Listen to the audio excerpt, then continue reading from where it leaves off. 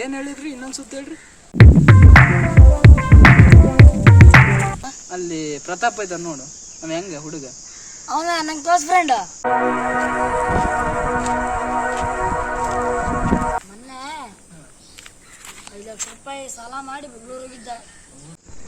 Hello, ಯಾವನ್ರಿ ಅವ ಹೇಳಿದವ ನನ್ನ ಬಗ್ಗೆ? ಒಂದೇ ಒಂದು ಚಟ ಇಲ್ಲ ನಂಗ. ಇಲ್ಲ ರೀ, ಇಲ್ಲ, ಎಣ್ಣೆ ಗಿಣ್ಣೆ ಏನು ಕುಡಿಯಲ್ಲ ನಾನು. ಗಿಸ್ಬಿಟ್ ಏನು ಆಡಲ್ಲ. ನಿಜ ಕಣ್ರಿ, ಅದು ಬೇಕಾದ್ರೆ ಇಡೀ ಊರ್ನ ಕೇಳ್ರಿ.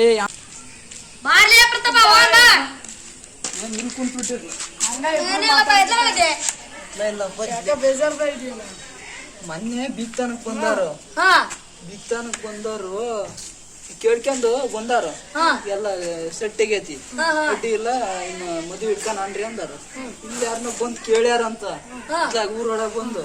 ಯಾವನ ನನ್ ಬಗ್ಗೆ ನಾ ಎಣ್ಣೆ ಕುಡಿಯೋದೇ ಸಾಲ ಮಾಡಿದ್ದು